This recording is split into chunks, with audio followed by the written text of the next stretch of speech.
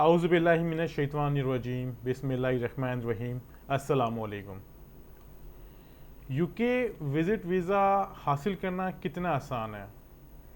आसानी से हासिल कर सकते हैं आप सब लोग।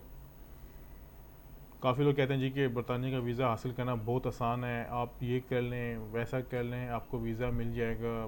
तो मैंने कहा चलें मैं भी इसमें थोड़ा सा अपना हिस्सा डाल दूँ कि यूके का वीज़ा हासिल करना कितना आसान है। दूर नहीं जाऊंगा, आज ही की बात करूंगा। 3 यूके के वीज़े हमारे रिफ्यूज़ हुए।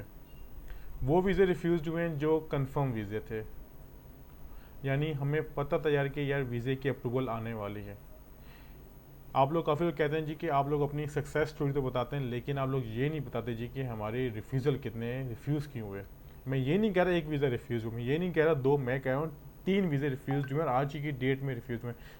आज और कल रिफ्यूज़ हुए, सॉरी, कल और आज।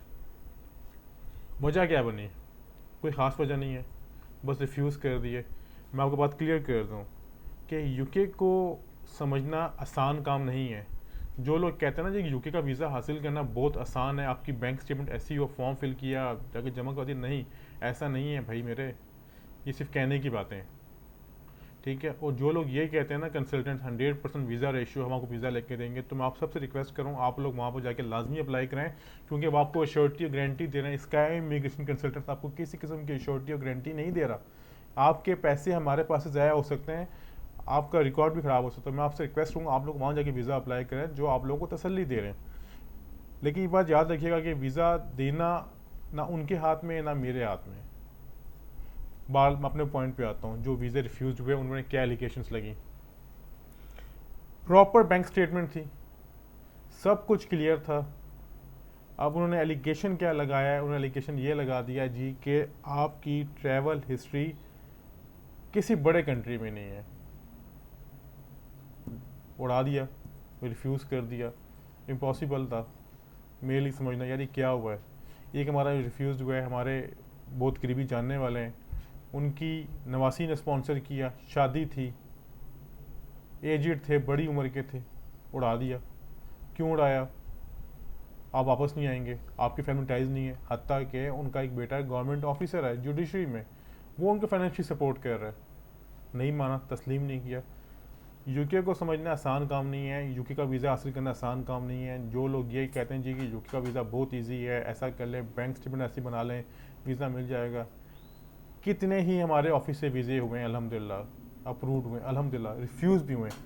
लेकिन ये बात को मैं बता दूँ कि मुझे बात पे फ़ख्र है, और जो मेरे क्लाइंट्स मेरी वीडियोस देख रहे हैं जो हमारे ऑफिस में होकर गए हैं या जो हमसे सर्विस ली हुई है, ये बात मैं आपको शर्टी से कह दूँ, हम लोग वो केस अप्लाई ही नहीं करवाते जिस पे चांसेस ना हो।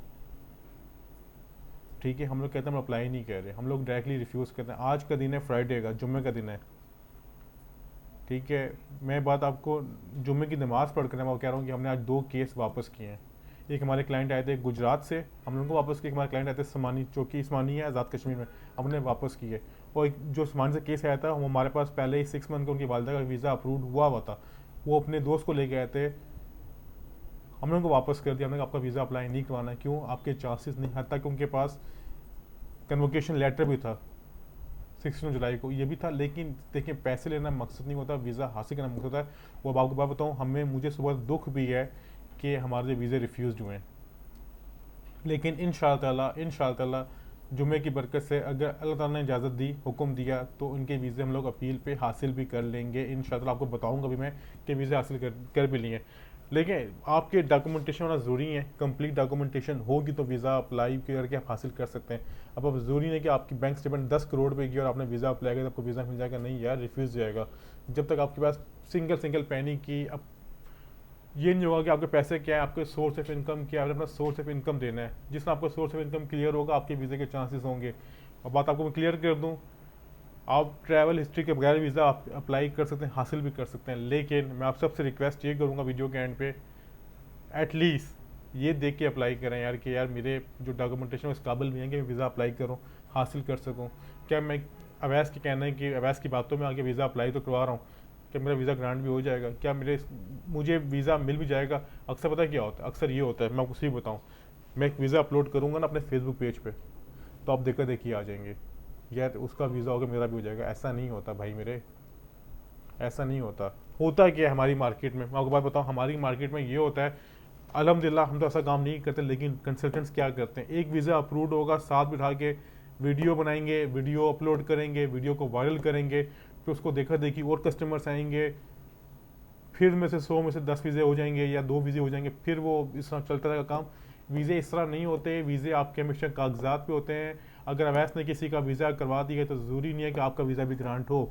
वीज़ा हमेशा एम्बेसी देती है। और आपको बता दूँ, हम लोग किसी किस्म का डन बेस पे या श्योरिटी पे काम नहीं करते। हम लोग कोशिश कर सकते हैं वीज़ा देना और ना देना वीज़ा ऑफिसर काम है। और एंड पे वही बात मैं आपको बता दूँ कि जो हमारे 3 वीज़े रिफ्यूज़ हुए हैं, इंशाअल्लाह अगर ज़िंदगी रही और अल्लाह ने इजाज़त दी तो ये वीज़ा हम लोग अपील पे हासिल करके रहेंगे, क्योंकि ये वीज़े कन्फर्म है, डिनाई हो गए हैं, हमारे ऑफिस से ही हुए हैं। मैं इसकी एडमिट कर रहा हूँ, ओन करता हूँ कि रिफ्यूज़ हुए हैं, हमारे ऑफिस से ही रिफ्यूज़ में जो नहीं हो चाहिए थे। बहरहाल अल्लाह ताला मुझे हिम्मत दे कि आगे हम लोग जो अपनी गलतियों से सीखें। बाकी अल्लाह मालिक है। अपना ख्याल रखिएगा। बहुत शुक्रिया। खुदा हाफिज़।